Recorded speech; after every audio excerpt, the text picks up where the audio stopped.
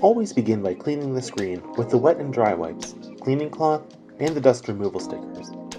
Dust can yield bubbles after installation, so it's important to begin with a clean screen. Place the application tray with the top notch at the top of the phone and press firmly into place. Pull the Step 1 tab to remove the mask film from the screen protector and to expose the adhesive, and carefully line up the notch of the screen protector with the notch on the phone. Set the protector down, and when it starts to adhere, swipe from top to bottom.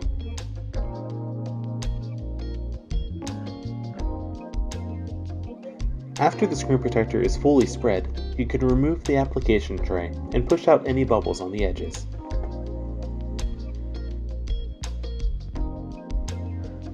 Thank you so much for choosing amFilm, and we hope that you enjoy your new screen protector.